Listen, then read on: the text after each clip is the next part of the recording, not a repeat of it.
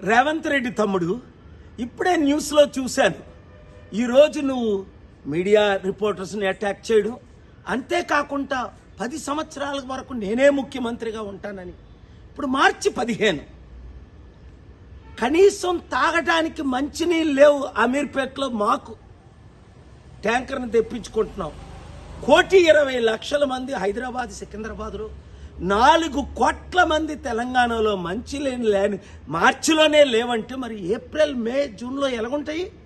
ఒక్కసారి ఆలోచించు. ముఖ్యమంత్రి అవడం అంటే సమిట్ పెడతాను, ఇన్వెస్ట్మెంట్స్ తెస్తానన్న ధ్యానం లేదే. మరి ఇప్పుడు నువ్వేదో భారత్ సమిట్ నువ్వు పెడితే ఎవరు వస్తారు? ఒకసారి అర్థం చేసుకో. దేవుడు మనల్ని ఎందుకు కలిపాడు? నేను పోటీ చేయకుండా వరంగల్లో నీకు ఎందుకు మద్దతు ఇచ్చాను? రాష్ట్రాన్ని బాగు చేయడానికి, అప్పులు తీర్చడానికి, అభివృద్ధి చేయడానికి, మంచి చేయడానికి. మరి నువ్వేం చేస్తున్నావు? బీజేపీ వాళ్ళు గెలిపిస్తున్నావు. అలాగే రాహుల్ గాంధీకి, కాంగ్రెస్కి మూటలు మోస్తున్నావు అని అందరూ చెప్తున్నారు. ఇప్పుడు దోచుకోవడం, దాచుకోవడం, పంచిపెట్టడమేనా, లేదా ప్రజల మీద ధ్యానం ఉందా? నిరుద్యోగులు ఆత్మహత్య చేసుకుంటున్నారు, రైతులు ఆత్మహత్య చేసుకుంటున్నారు, మంచినీళ్ళు లేకుండా ప్రాబ్లమ్స్ అవుతున్నాయి. విద్యా వైద్యం అన్నది కనిపించట్లేదు.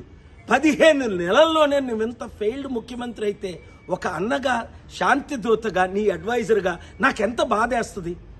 కనుక ఈ వీడియో చేస్తున్నాను. రేవంత్ రెడ్డిని రీచ్ అయినంత వరకు ప్రతి మీడియా వారు, ప్రతి యూట్యూబర్స్ దీన్ని షేర్ చేయండి. రాష్ట్రాన్ని కాపాడుకుందాం, దేశాన్ని రక్షించుకుందాం.